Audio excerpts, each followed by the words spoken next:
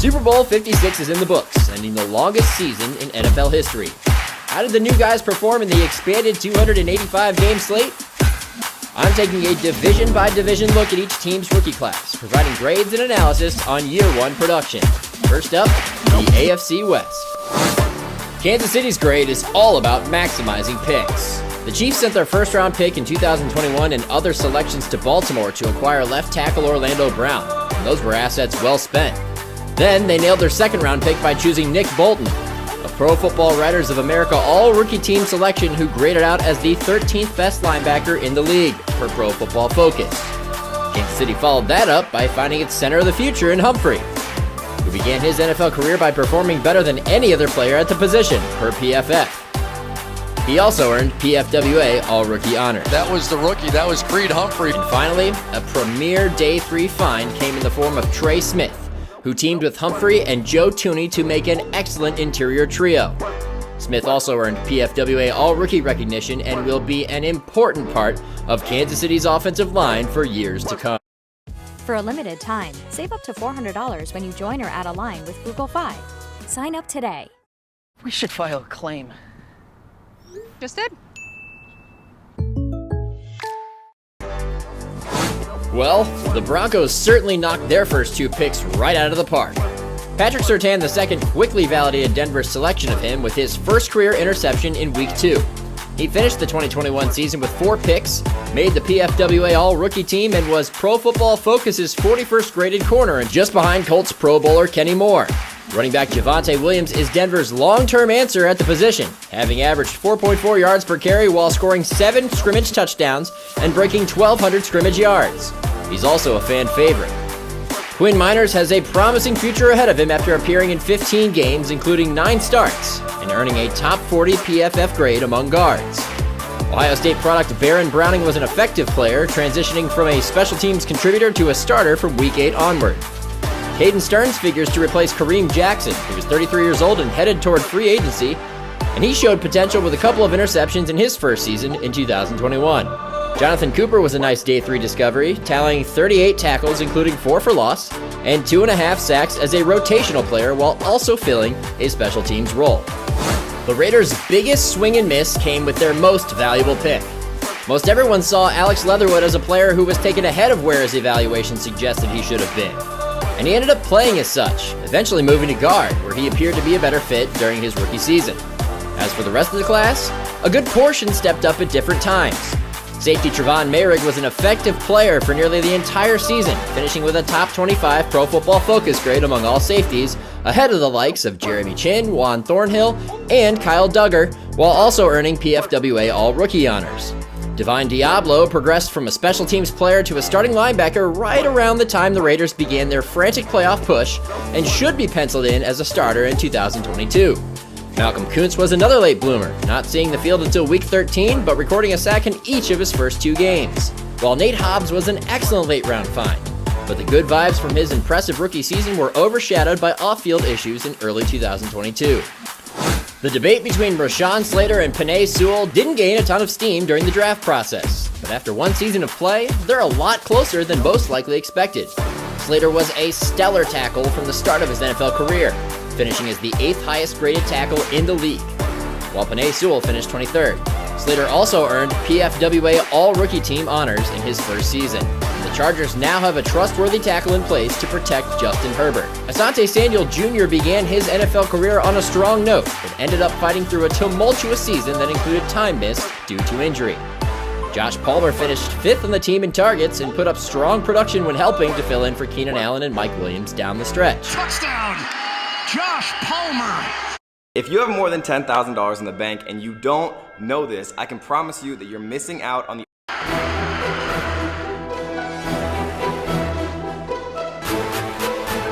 Up next, the AFC North. Ja'Marr Chase lit up the NFL in 2021. He broke the league record for the most receiving yards by a rookie with 1,455, waltzed to the Offensive Rookie of the Year award, and keyed the Bengals' run to Super Bowl 56. Jackson Carman played 3 different positions, right guard, left guard, and left tackle, out of necessity after losing the starting job at right guard in November. He's since proven fairly valuable, replacing the struggling Hakeem Adeniji at times in Cincinnati's AFC Championship game win, and he could very much become a reliable guard in the future. Kicker Evan McPherson shook off occasional early struggles to become a lights-out clutch kicker late in the season, starting a perfect streak in Week 17 that carried over into Super Bowl 56. He joined Chase on the Pro Football Writers of America All-Rookie team. Running back Chris Evans became a nice spell back behind Joe Mixon and Samaje Perine. Cleveland nailed this class, setting 3 players to the PFWA All-Rookie team.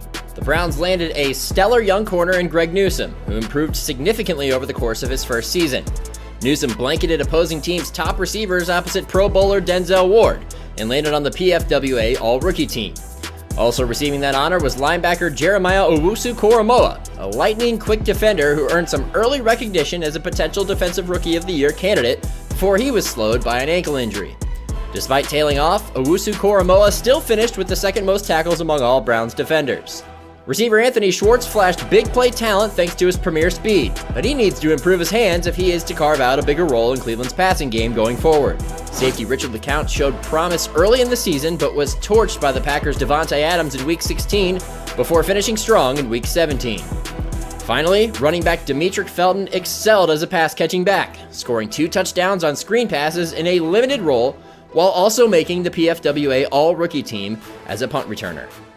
After a hype-filled preseason, Rashad Bateman's debut was delayed by injury.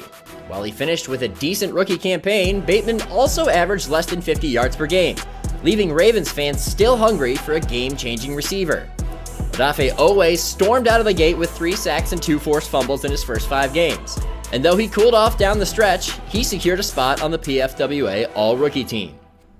Najee Harris became a workhorse, logging over 300 carries and gaining 1,200 yards on his way to a PFWA All-Rookie honor. The fact that he was running behind an inexperienced offensive line likely accounts for his relatively modest per-carry average, which finished at 3.9 yards, and his rushing touchdown total, which ended at 7. Harris also contributed in the passing game, catching 74 passes for 467 yards and 3 touchdowns, and will be a key part of Pittsburgh's offense going forward. Another key part, tight end Pat Freiermuth, who excelled in his first season, catching 60 passes for 497 yards and 7 touchdowns. He'll be another important part of the Steelers' offense in the future, and has already drawn comparisons to franchise hero Heath Miller. Up next, the NFC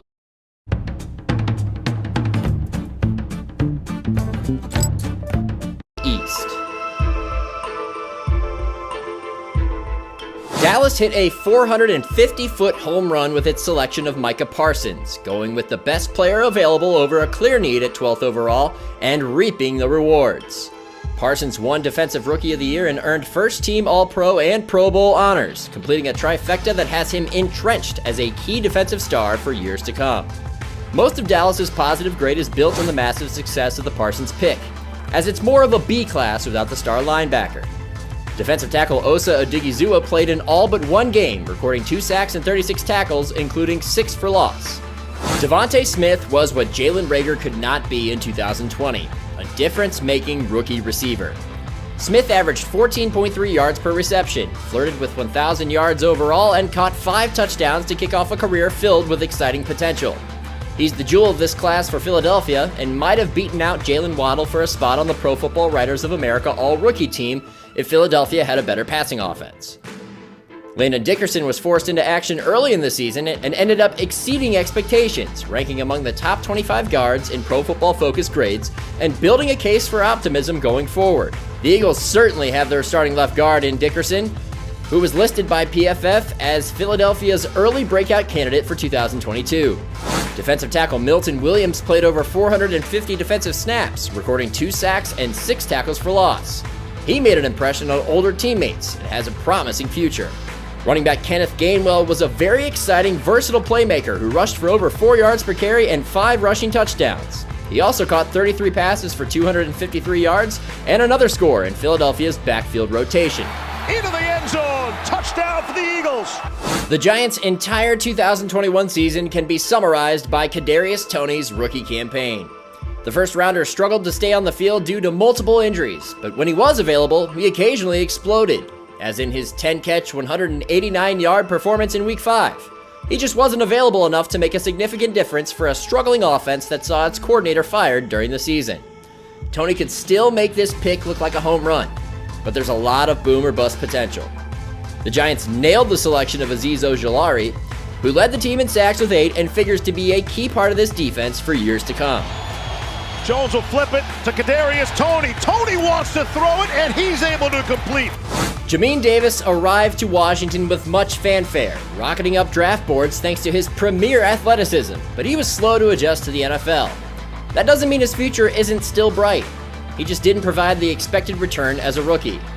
Sam Cosmi struggled with injuries, but not with performance, impressing evaluators with his run-blocking ability.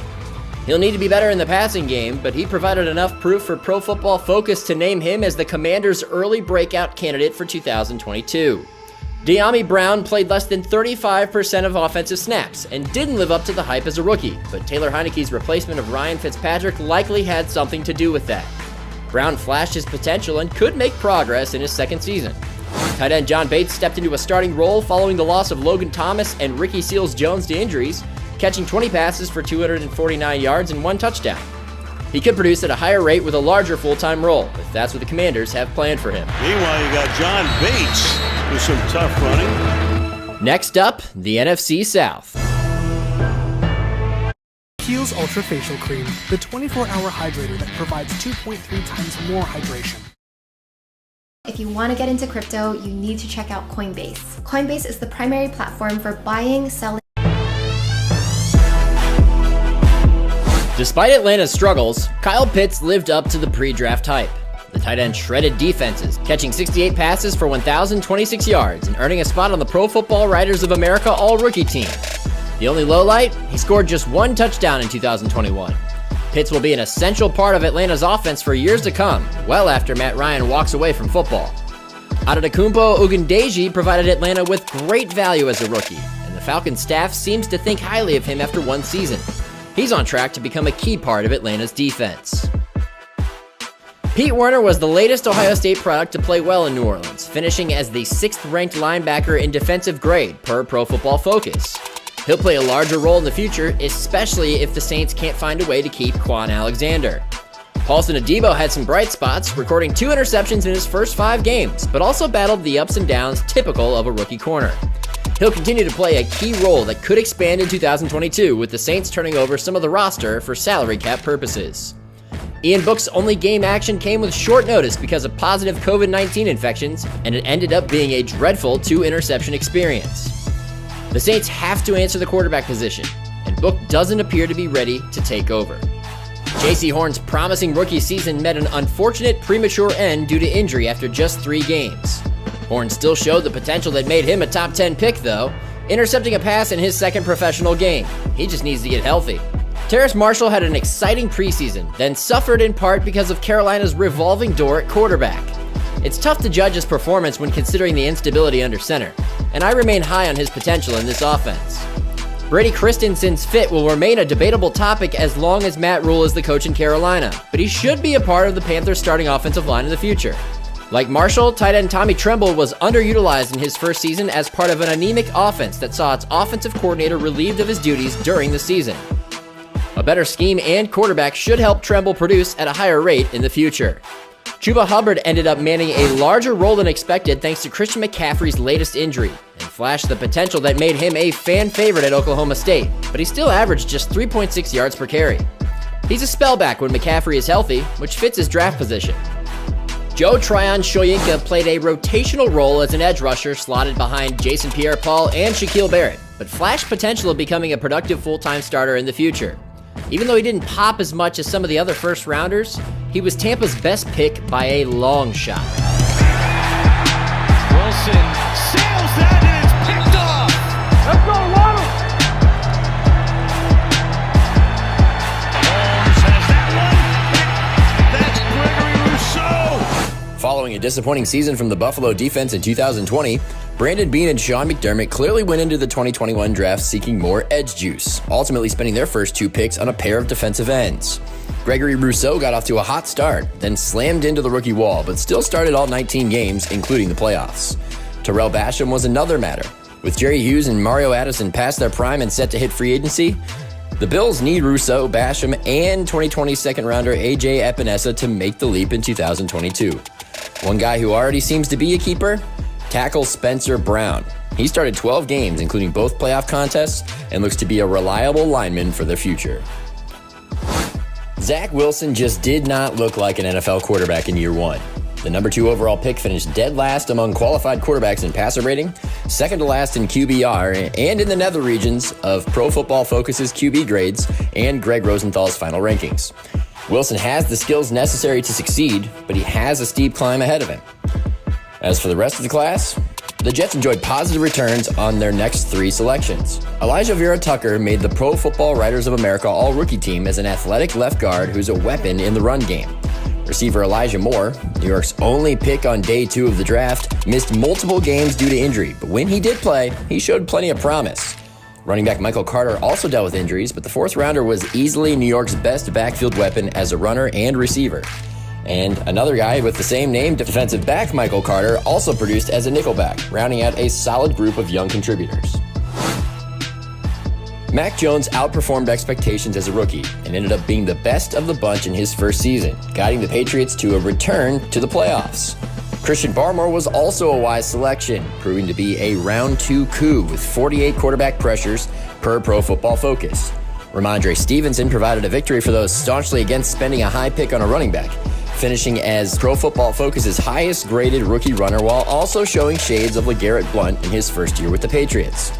The combination of quality production makes for a strong class for the Patriots, even if it didn't bring the same pre-draft star power. The proof was in New England's pudding. Jalen Waddle was precisely what the Dolphins needed in the passing game, setting a rookie record with 104 catches while also leaving most everyone feeling as if he was only just scratching the surface. That bodes well for the Dolphins going forward. Safety Javon Holland was another quality choice for Miami, finishing as the 4th highest graded rookie at any position per PFF. And Jalen Phillips finished strong, ending the season with 8.5 sacks and landing alongside Waddle and Holland on the Pro Football Writers of America All-Rookie team. Next up, the AFC South, examined and assessed by writer Gennaro Felice.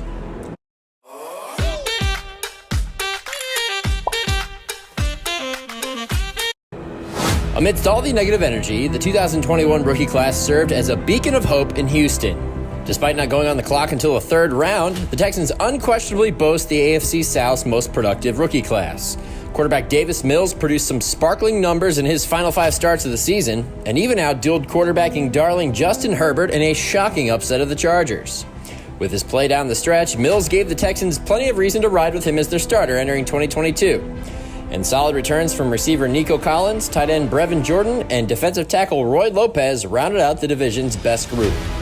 Trevor Lawrence was the consensus can't-miss quarterback of the 2021 draft, but it was quite a letdown to see the rookie fail to complete 60% of his passes, average an NFL-low 6 yards per attempt, and throw an NFL-high 17 interceptions.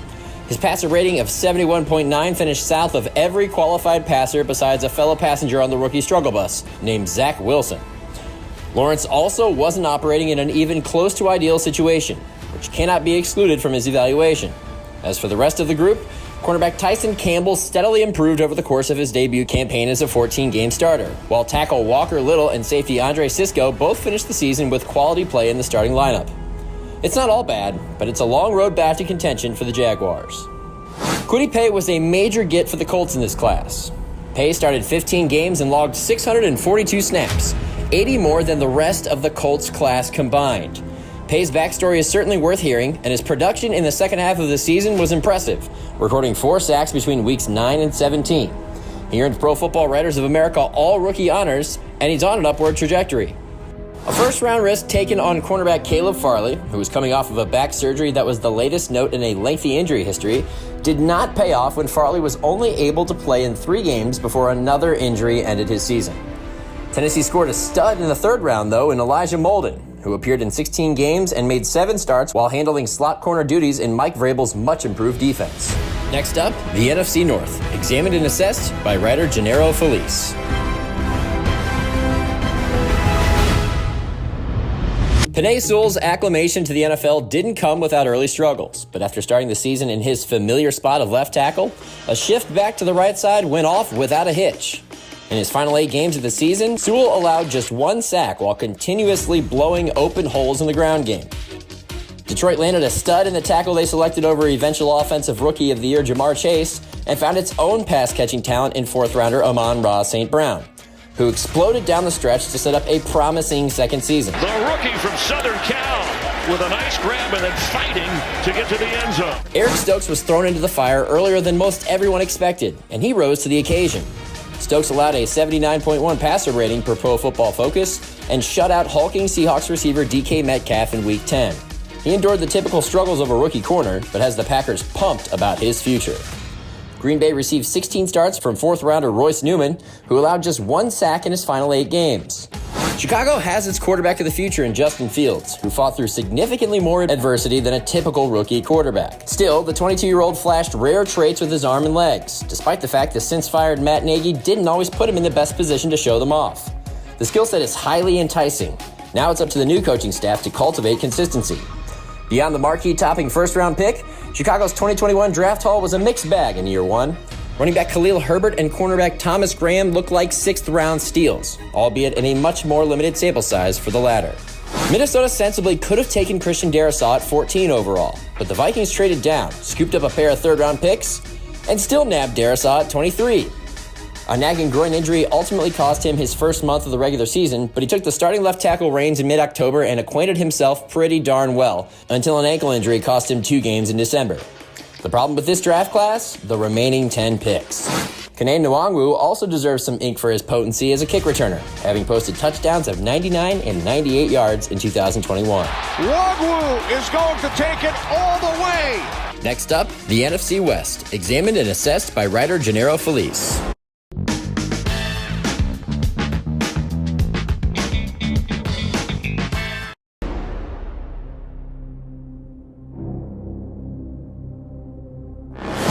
San Francisco's earth-shaking trade in the 2021 draft bluntly revealed the 49ers' opinions of their incumbent quarterback. Jimmy Garoppolo simply isn't good enough. He was ready to take over as a rookie, but still displayed a rocket arm and powerful running ability that might force the 49ers' hand this offseason. To his credit, though, 49ers GM John Lynch made hay outside the top 100. Elijah Mitchell rose to the top of San Francisco's injury-riddled backfield, and despite dealing with health setbacks of his own, set a franchise rookie record with 963 yards. In his first half-dozen games, cornerback Ambry Thomas rebounded down the stretch, giving San Francisco some quality return late in the draft. Steve Keim clearly has a thing for freaky linebacker prospects. For the second straight year, the general manager eschewed bigger needs to spend his first-round pick on a backer with rare physical traits. Unfortunately, for the second straight year, hype exceeded reality, as Zaven Collins struggled to get consistent snaps in year 1. The Cardinals' second and third selections each played more snaps than the first-rounder, providing mixed results. Rondale Moore flashed the electric open field ability that made him a freshman sensation at Purdue, but he also missed the last 3 games of the regular season with an ankle issue. Meanwhile, cornerback Marco Wilson was forced into the starting lineup after Malcolm Butler hit the reserve retired list in August due to a personal matter, and the 22-year-old corner wound up starting 14 games, including Arizona's playoff loss. Les Snead's not going to lose any sleep over this grade. That shiny